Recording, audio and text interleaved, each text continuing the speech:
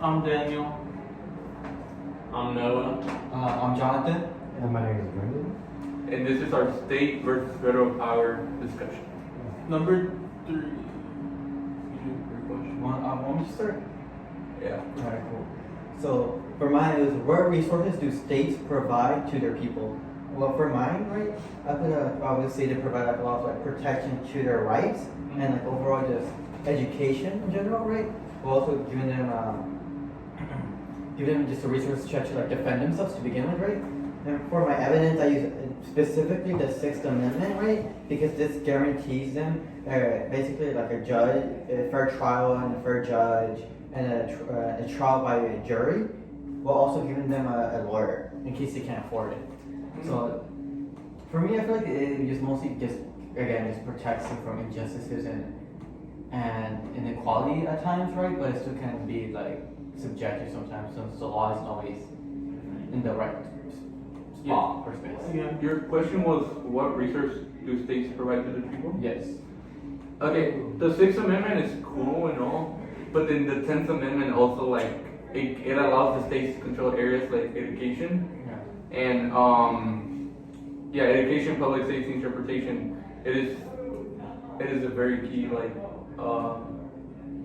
point for the people that are living in states. Answer was that states are responsible for providing a lot of different services for their residents, like building schools and running schools, colleges, police, firemen, so like any public service workers, road maintenance, parks, public transportation, like blue cheese buses, and welfare programs. They're all extremely important to local communities and societies so that people can be safe, healthy, and happy. I guess you could say happy. Because federal taxes are not directed towards these smaller programs for local communities, so states need to invest in them so that their people can be happy. Clarification, blue cheese. What does blue cheese bus mean? Just means bus. Yeah. A city bus. It's just a city bus, public transportation. Well, while I was looking through what resources states provide to their people, they help with tax-funded public education and colleges and what you were talking about, public transportation and infrastructure, stuff like that. So I don't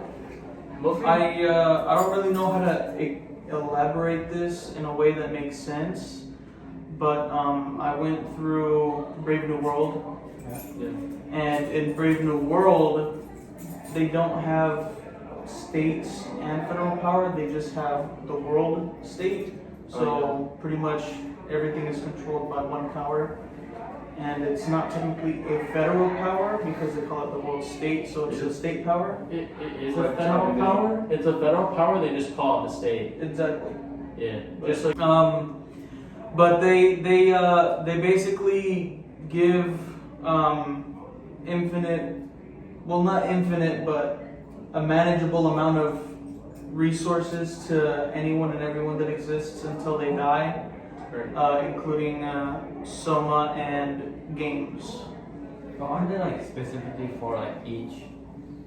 It is different depending on your class, but no matter what, like you get what you get until you die, and so there's no real struggle for the things you need. If you need food, you get food. Yeah.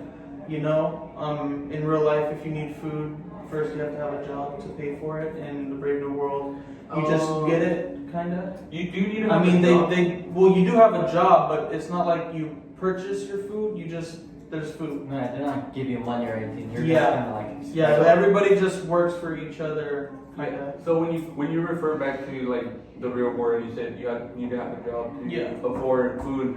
The state does provide what's called food banks for people. Or That's EBT too. Yeah, that's another resource that the state does provide for Yeah. their citizens. Yeah, they do provide, but it isn't for everyone, right? It's just Yeah, specifically but- for. It depends on your income. Yes, it's like, I think it's like if you're under a certain amount, they give you, I think it's And like, then the lower you are under that amount, the more Yeah. you get. That kind of does go for another state, another. Would welfare benefit. also count under that section of Yeah. you know, helping?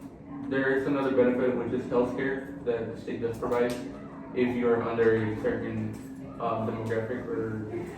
I think it's under a certain amount of money Yeah. you make. So those are things that provided. Do you have anything to add? I mean, we're just Yeah, like Medi-Cal. Yeah. stuff. Yeah, sorry. yeah. Can you come what? What? What? I forgot. Sorry. You said what? I wasn't paying attention. Can you repeat that? The question. What resources do states provide their people? Oh, I think they provide a good variety of resources. Although it is up to the person, it is up to the people what they should do with the resources should they be provided to them, right? Yeah. Pretty much. I mean, for some of them aren't really provided to them, right? Because again, like we talked about earlier, not everyone has access to them, Mhm. right? Like EBT and welfare, you can only get them if you make under a certain amount and stuff like that. That's mostly just like an extra hand just helping out. Yeah. And there was also that Yeah. little bit where our government shut down, so Oh, people yeah. were not getting EBT and. EBT actually just got removed. No, was it? It was revoked to a lot of people. I know. I think did they change the like stroke limit? I don't know what would you call it. I'm not sure. I'm not Did sure. they the change poverty line. No, I think they. Yeah. I think They changed that the was the budget thing. I think wasn't Yeah. it? did they change the broke limit for it? I'm not you need to sure. be like extra broke to get it now. I'm not sure, Okay. but I think it was because a budget limit, like, because I think it was Trump like cutting a bunch of budgets out from a bunch of Did departments. you want to add something? No, I just need to say we're at 8 minutes for this question. Yeah. Anything else? Or do we move on? I think I we think move on. we're good. I think Okay. we move on. Alright. For sure. Alright, you went Should I- first, so should I- yeah, you yeah, I'll do my question. Okay, so question, You're not doing what ways. and the question I want to use is, in what ways is federal power important? Federal power? Yes. I have that one. Well, I feel like it's mostly just like standardizes, again, like laws across all states, right? Like it makes it so like, hey, there's a standard that you should be going by, right? So they can all like have at least an idea of what their laws should be around and what laws the state could like fill in basically, right? To the Constitution. Yeah. I put that it's important in many ways than just like the law and the unifying of all the states. I put that it maintains the entire country and like protects us from foreign adversaries and protects us from individual states violating our constitutional rights. And I don't think it keeps us all within this system of democracy. Unlike if it was just isolated states, which would, without the federal government, would basically be their own little countries, would have varying forms of economic systems. Don't they also coin money? They do. Yeah. Yeah. Yeah, that's they what do. they'll They be- coin money now. That'd be like. And they No, also they don't. No, they don't. The Federal Reserve's not federal. Don't know about that, right? Yeah. Yeah, but They coin money, but they're not really the ones coining money. But we don't need to get into that. Yeah. They- They also deal with Noah already touched on that, foreign relations, you know, Yeah. managing stuff between other countries and well, you guys explained it very well. They pretty much keep all of the states in a baseline of this is this, and then you have these freedoms to do laws for your state as long as it follows our general laws that keep us together and safe. Yeah, pretty much that. you have anything? You guys? I think we've only been on this question for like a few minutes now. Yeah. My evidence for this. What are you doing? Okay. You was asking questions. Yeah. My evidence that I had for this question was McCulloch versus Maryland in 1819. It was a case where the federal government was trying to create like a central federal bank, and certain states, specifically Maryland, which is the opposing force in this case, the opposing state or whatever. They started taxing like federal banks, or the federal bank that was set up there. I think it was the third federal bank. I'm pretty sure. I don't have it open right now, and the court decided that the government has the right to set up federal banks and that states don't have the power to tax them. I don't really agree with federal banking that much, but it is important because it does really balance out the currency for the entire country.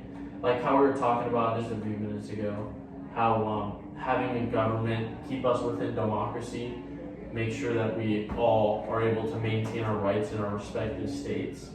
Having a central bank makes it so that the currency between the countries, and also the currency, just the stability of it in general, is more safer economically and more reliable for people. I said that this evidence adds meaning because it highlights how federal power is necessary for the function of national programs like the federal banks and institutions, and that's how it was interpreted and ruled by the Supreme Court. I mean, I would have to agree, right? Because like we do kind of need those like national like institutes, right, to keep things running. Like for, I guess it would be like IDs, right, or passports, right, for example. Like we kind of do need those like institutions to make sure like, hey, we get that right. Yeah. Do they handle the presidency votes and all that stuff? Well, Federal? Yeah, the federal power. I think it's between both, right? I think Because the states have their own votes. Yes. Oh yeah. Because that's what the the states have their own votes, but then there's also like because each state has their own representatives as well. I think the And way it so works. it's split between that and No, because I think it works is like you go and vote right here in the state, Mhm. but then they come to ballots, right, and see like, hey, who voted for who and how many votes got this person, right, and from there they communicate that to the government, right. I feel like that's how that works. It's really more of a state people. They just communicate the results of their vote. yeah.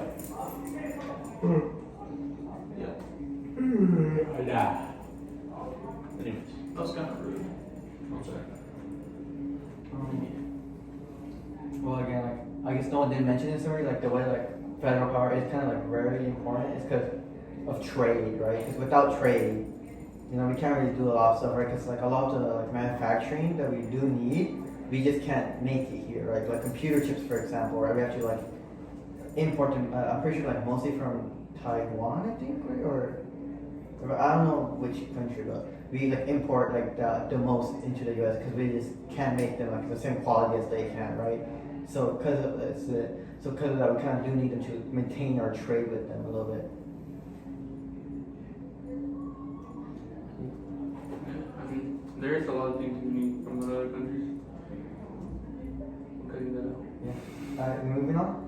Yeah, we can move on. Noah, do you want to do your question now, or do Oh, you said No, we need to do mine last, yeah. Okay. So someone else do a question. Alright. Alright, Chad, you ready? In what ways can residents be negatively affected by the states?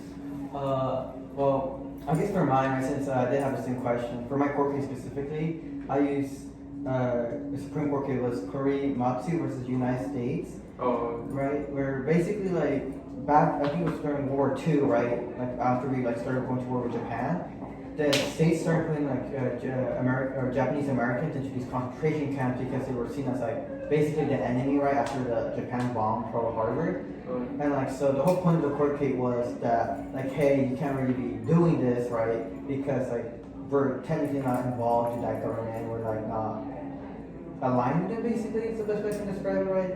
But the courts ruled that like these concentration camps were like legally fine, right? Because it was during like a wartime specifically, and how they ruled that the government's actions were allowed just because it was during wartime. Even though like technically when it gets to their constitutional rights, because again you're being forced out of your homes, away from your families into these concentration camps with basically like no freedom, right? They're forced to stay here. What was You wanna what was answer the your question? You wanna answer the question? Yeah, I think that the state can negatively affect residents. Like, let's look at today's current events. You know, the economy and stuff, right? You got like high taxes, right? I mean, that isn't really because of the states, though. It's only because of the federal government and them starting a bunch of stuff and changing a bunch of laws. So, like, and the tariffs too, right? That which in turn led to higher prices and other stuff like that. So it's not really the state that caused those. It's mostly like the federal that caused those. Yeah, I got that. I have it. How can the state negatively affect residents? That would just be passing unfair laws with like the gas tax they're trying to pass right now. Oh yeah. That will negatively impact everyone. Or I think it's in California too. They're adding a mileage tax. I was gonna say that. Oh, Can that's talk what about I it? meant. Yeah, you You can were talk talking about a lot. you can talk about that. Yeah, I was just about to say that the mileage tax, it already passed, I think it's for the first assembly. We already have like the highest gas tax in the country, I'm pretty sure. Let me just back take this. Oh yeah, Highest we do. gas tax in America. Yeah, it's literally California, 70.9 cents per gallon. We already have the highest gas tax. And now, even on top of that, they're trying to, and we also have like the highest gas prices as well. So not even just the gas tax, like the base price of the gas. $8 in LA. Dude, like, are you kidding me? I've seen some Anyways. places like as high as $10. Yeah, dude, it's insane. And then they're trying to add a mileage tax. Like, it makes sense for us to have to pay for gas, obviously, because gas is a resource that we spend, that we use to drive around. Driving around, it's just the car, the fuel, and the components that make it run. Having a little tracking device in the car to like track everywhere you go, to tax you for every mile that you drive, is literally, the forefathers of this country would be rolling in their grave if they heard about this, because moving around is not like a privilege in of itself. Driving is a privilege. Being able to buy gas and use that as a privilege, I guess you could say. But the actual movement of the vehicle is not a privilege. I mean, you're already paying for it, and you're already responsible for it. So why does the government have the right to continue to tax you on it, when we already have the highest gas taxes in the country, which I've already said multiple times? We also have a registration tax that's only in California. Because every like almost any other state, it's just you pay for the what's it called? Registration? Yeah, you or- pay for the tax, which is like $70, and then right now we have to pay like $300 every year. Well, we do get taxed on pretty much every aspect Yeah. in life. Anything you purchase in the stores are taxed. Any No, but income from a job is taxed. There's like lots of different forms of tax. I mean, particularly California is one of the most like taxed states due to them, like the Yeah. states themselves. Yeah. Adding all this I tax. agree with like Daniel though. Like almost everything we do is taxed. Yeah. I feel like Like, it's even owning a home is taxed. Sorry, I don't want to interrupt you. Just You're want to say good. that really quick. Don't get me started. Yeah. So I agree, right? It's like everything. I don't think like we should be taxed on mileage though, dude. Because it's like we're already like again like the gas tax, we're paying a bunch of that, right? And then on top of that, like we're already paying a bunch of other expenses with the car itself, right? And like you shouldn't be taxed just because you're actively using like an asset you have, right? Because like the car, you're using it for transportation and also this other stuff, right? like a house I get, right? Because like it's a property, like it can increase in value, it can decrease in value But overall. cars are a depreciating. They're more of a, what do you call it, a liability than an Yeah. asset. Like they immediately lose value once you drive it off the lot, and within like 4 or 5 years, they depreciate like 90% in value. They're not even an asset, and they're still trying to tax us on it. Yeah, exactly. It's not an asset you can actively make money on, right? Compared to like a house, right? Where it's like every year it's like getting more expensive to like get a house to begin with, right? So because of that, like you get taxing the home because it's like that house is now worth more than it was like the previous year or the year after that, right? But compared to a car where it's like you're constantly losing money on it, you're constantly having to put money into it compared to a house where it's like you might have to do some maintenance maybe like every like 5-ish years at the most.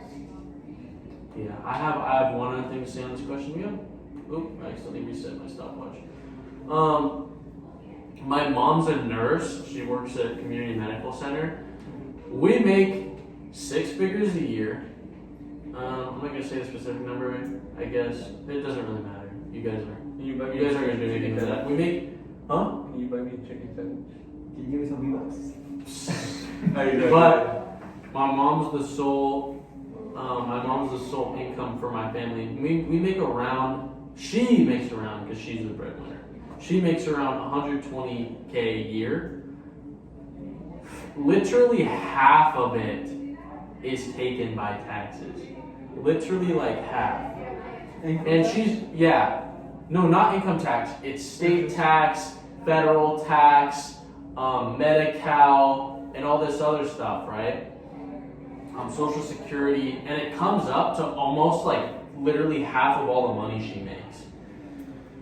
But what was I gonna say? Even though she makes that much money, according to her work, or according to some like survey or some federal, it's either federal or state thing where they like calculate like your stance in the economic hierarchy or whatever. And we're apparently below the poverty line. We're apparently in poverty because we're a family of 4. So 120,000 where we live for a family of 4 is apparently in poverty according to whatever she looked at. It's not like poverty, but it's like paycheck to paycheck struggling poverty for the average 4-person household. We own our house and we have like used cars, but for like regular people that do like regular people things, we're like, oh, let me go to the dealership, finance a car, let me get a lease for the house. People like that with that type of salary with only 1 person in the house working, they would be struggling, they would be in poverty. And it's because of California and all the taxes and like we were just talking about, like the gas tax and all the mileage tax, because that stuff adds up. So that's like all like the utilities you have to buy to begin with too. It's like Yeah. It's just all the taxing that California there's does. a lot of government stuff, state and federal wise, that do hurt the people. I think we were at 9 minutes for this question. Should we move on to this? Yeah, we should. Yeah, all right, Brendan. Ben, your turn. Okay, so between federal and state powers, which one is more crucial for the stability of the country? No, wait. Between federal and state. No, the Was that mine? Yeah. No, we're saving that one for last. Okay, we can cut that. Yeah, that's my only question. Wait, You're How? lying. That's not possible. No, because we already did we do this one? Which one? This one? How may the federal government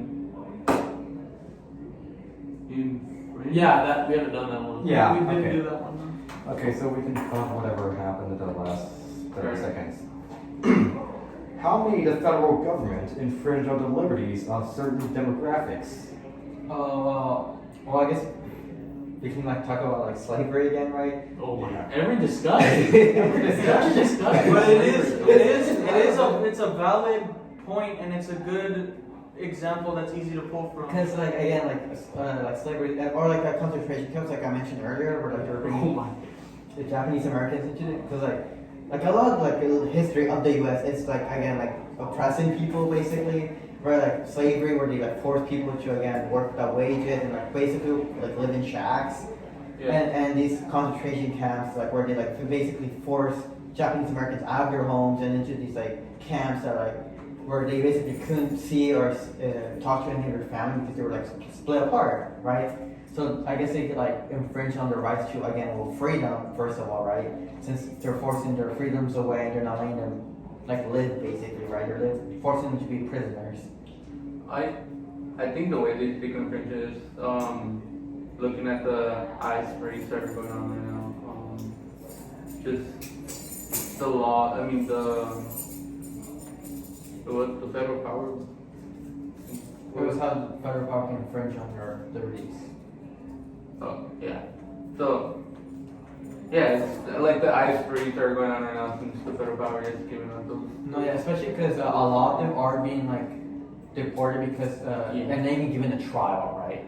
It's like a lot of them are just being like kicked out or like being held in places without their lawyers or without even having counsel to begin with, right? When even in the Constitution, it like strictly states that you should have the right to counsel, right? Yeah. Because like even then they're not getting like 100% immigrants, right? They are actually also American like citizens, right? And they have the right to counsel and they have the right to a trial, right? But they're not giving them that. I mean, segregation is technically one, right? Because technically at a time it was seen as equal for them to be accepted, right? Well, they were highlighting it as equal when it really wasn't, and so that's why it was a problem. I don't know if I think you had that example as a court case in the last discussion. I don't remember which court case it was. I don't remember either, but it was about the schools and segregation, right? Yeah, the schools and general segregation, because because there was two court cases on it. One that stated that hey, no, if the segregation is fair, right? Because it gives every race basically their own space, right? The color get their and then the other one was it's not fair because if they were truly equal, why would they need separate spaces? Yeah. And so what they were really doing is they were pretending, oh, it's fair. You know, you have your space, we have our space, and you can do whatever you want on both sides. But that's not really free, and therefore that was, you know, really taken away from their liberties because they were restricted from spaces that weren't made for their color. Yeah. And so that was, On a court case I read, I didn't use it. I forgot the title of it. But the quote was like, it was talking about segregation. It was like segregated but equal or something like that. No, Like, it was it's like- the same court case I had. I forget the name. But it was like, dude. Yeah, it was like it was same stuff like separate but equal or. Yeah, so there is like another thing I have in mind on this question. So that's not about segregation or anything like that. Actually, it's entirely different. So privacy, right? Yeah. Yeah. This privacy is technically, I don't think it's defined as a human right in the Constitution and Privacy? in the law. Yeah. Although some, like me, would argue otherwise, right? But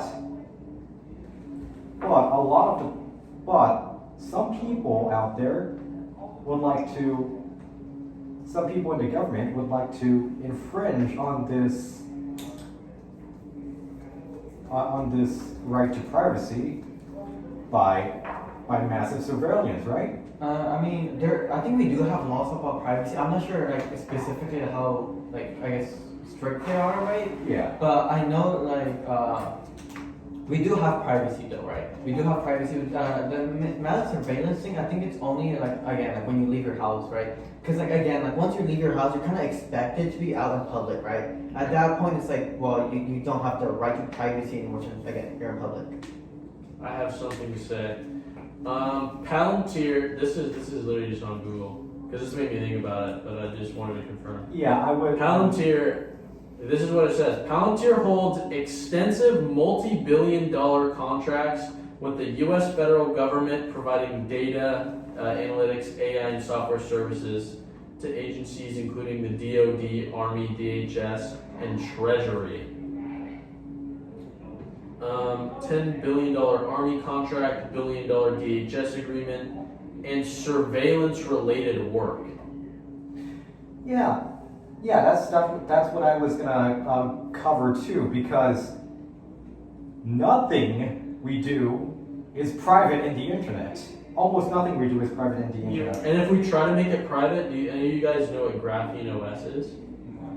There are some police departments where, okay, Graphene OS is an open source operating system for Android phones that makes it so that you can't be tracked and monitored by Google. And police departments will, if they figure out that you have Graphene OS, I don't remember the exact details, but in certain parts of the country, in certain cities, they have a problem with certain people using Graphene OS. So if you connect to something and you're using Graphene OS and they figure out who you are or whatever, they're gonna like target you or whatever. But it's like anyone who tries to have privacy in the digital age now is like automatically assumed to be like some sort of criminal. And even if they aren't, like the high-ranking government officials and stuff, they don't like it because it makes them feel like they're not able to basically just control them, if we're being honest. I do agree with that, right? But like, I guess like my thing with it is like you're kind of expected to kind of lose some privacy if you are like, for example, posting stuff on the internet, right? Because again, if you're posting stuff on the internet, you're kind of expected to, I guess, like lose that privacy to some extent. Yeah, you're volunteering a chunk of your privacy through that post. Yeah, like Basically. I do agree though, like they should have access to like all information to begin with, right? Are you talking about like the viewing of certain stuff? Like we shouldn't be tracking or looking at stuff? Yeah, that, like, I feel like we shouldn't be tracking if like we're seeing specific things.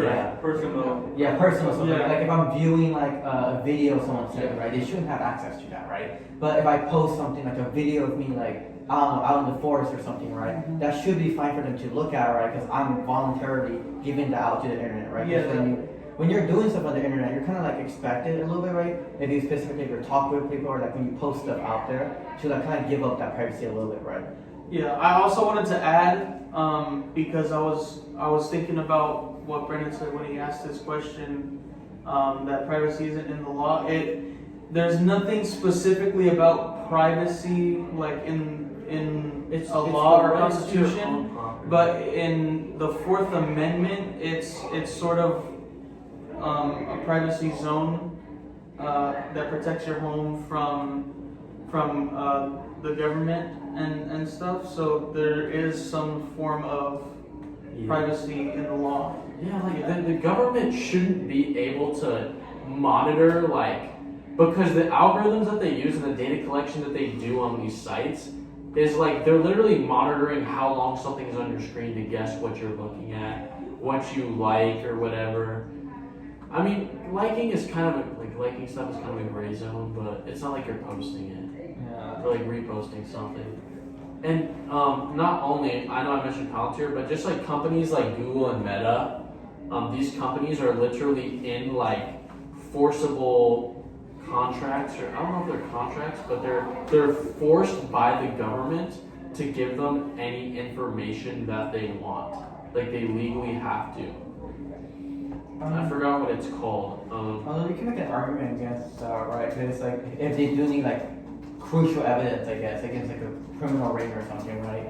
And they have that stuff on their platform, right? They should kind of be expected to give that up, though, right? Especially if there's like evidence that someone did a crime or that someone did. Yeah, it should only be if there had been a crime committed. Over 3 million users' data has been handed over in the last decade, with increasing, often untargeted demand. I feel like the only fair thing about like taking your privacy is if you've committed a crime before. Yeah.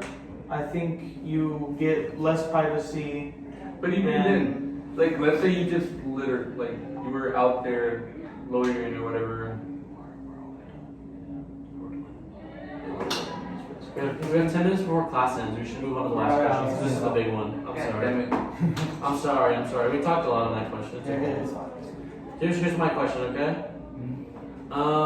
Between federal and state power, which is more crucial for the stability of the country? I would have. I would assume. Sorry. We kind of talked at the same time. I would assume federal, because without the federal government is basically like the foundation of the laws. Yeah. And then the states are additional building blocks, like a DLC in a video game. I would agree because like the federal basically lays out the framework of like, hey, Yeah. this is what's gonna happen, right? This is how it's gonna work, right? Mhm. And then And the rest of it, the states can fill in basically. Yeah, and then states fill in like, okay, well, we want this restricted, we want, this and this and this. Like, there's things that are illegal, like gun laws are very, very different in each state, and they're monitored differently and they're handled differently. And the federal government doesn't really handle that. I actually have something to say about that because very recently, it was like a few days ago, the Congress, or just, yeah, the federal government, something or other, is trying to create a bill that makes it so that everyone has the constitutional right to carry in every state of the United States of America, and they don't need a permission slip from the local police department. So, I don't know, I just said that because you were talking about gun laws and how the federal government, you said the federal government Doesn't really monitor. yeah, and Guns. because you were talking about guns, I just thought I'd mention that because they don't monitor. They actually are trying to introduce this bill so that people have more rights regarding that, which is cool. Like I was gonna say, like, it reminded me of like specifically like some knife laws, right? Because I think here specifically in California, you're like not allowed to have switchblades, right? Yeah. And I think it's And also knives can't be longer than what? 10 inches? No. I thought it was 6. I think it's It's like four. It's four. Four? Yeah, it can't be longer. Yeah, than 4 it's inches. gonna be small. Yeah, like you're not allowed, and you have to like openly carry it. I'm pretty sure. Like you have to have like hooked on your belt. I think, right? No, I thought you could have a pocket knife in your freaking pocket, dude. It's a pocket knife. for. I think I might be like misremembering some laws then. I thought it was 6, but 4. Can I, just, Okay. can I read I this? need blade. Constitutional Concealed Carry Reciprocity Act of 2025, introduced to the 119th Congress, seeks to allow individuals with valid concealed carry privileges in their home state to carry in other states that permit concealed carry. Oh, so it's just if they're moving states. Oh, it's to prevent people. Oh, in New York, they were arresting people who legally brought guns with them and had concealed carry licenses. Oh no, they might have not. I think they just in their state they didn't. They had constitutional carry, but then when they went to New York and legally brought it with them, they would arrest them, and it was like a whole thing, and they would get thrown in jail for a while. And it was shouldn't waste too much time on this. You can go. Sorry. For this question, I would say neither, because the Constitution, specifically the 10th Amendment, states that balance between the two is like more important, right? Well, yes. It's not really about importance. It's about like stability. Like, Yes. The idea of stability, so that everything is, balanced. You gonna say something else? No. Are you done? Well, Is everyone- The federal power for sure be more important. We can see in Berlin World how the world state keeps everyone in control. Sure, they don't have the state power. It's more the federal one, but they keep everything stable there. Sure, it's like everyone's the same. Everyone's like they act the same, they do the same thing, but it's still more stable, I guess, in a way. I guess, right? Because But- technically, like no one's committing crime at that point. Yeah. Right? But, like, Sure, there is no individuality in this. There's no you don't have any rights. And you don't get to choose what you want to be. You're like assigned a role at birth, right? I actually have it. When it comes to stability, I think the federal power will come for it. Everyone will just have and they also enforce what's it called?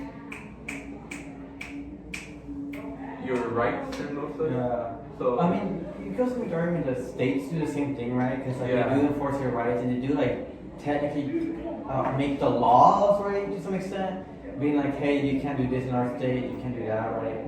So you could make the argument that states are also very like impactful or like important to stability because again, they're like filling in the blanks of where the government can't fill it in, right? They're like doing more like specific laws for specific things going on in their state because maybe they have a different scenario going on, right?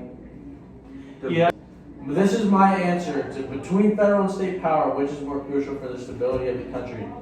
I think that federal power, I agree with you guys, that federal power is more important for the stability of the country because it unifies all the states.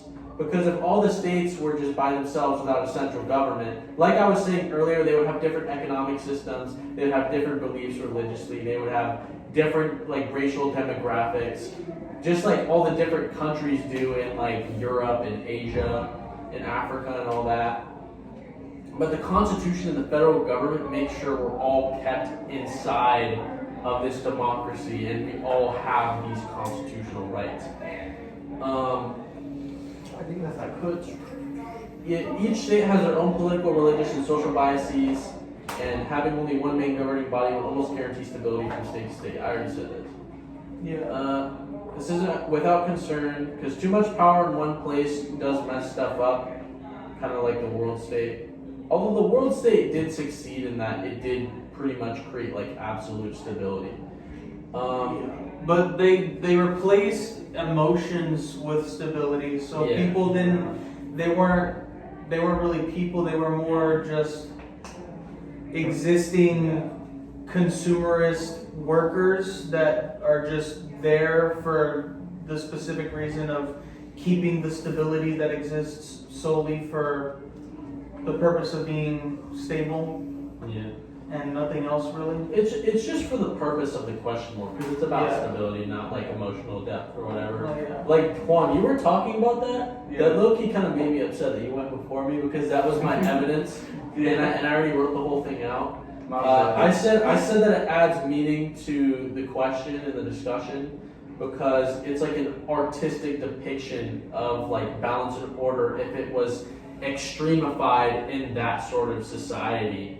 However long in the future, in like 25, 40, or whatever year it was.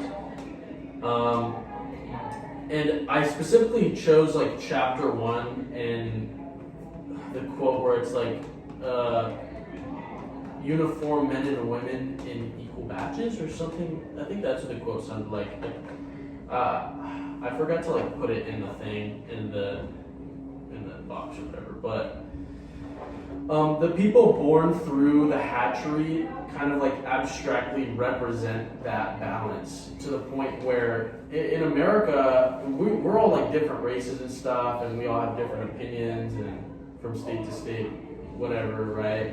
But, you know, we're still like different people. In the world state where we're all like bred and cloned to be specifically like these certain types of people, and we're all like the same for the sake of stability, it represents that overarching control. The hatchery has this control over all the people being born, just like the federal government has control over all the states to make sure that they all align. Yeah. And it's not really that similar to the United States at all because we don't live in the world state. That's kind of, it's an artistic representation, but it mirrors that uniformity and stability that one federal government overseeing everything would create. I think that's all the time we got. So. Yeah. Alright, that's all the time we have. Like and subscribe, buy our shirts.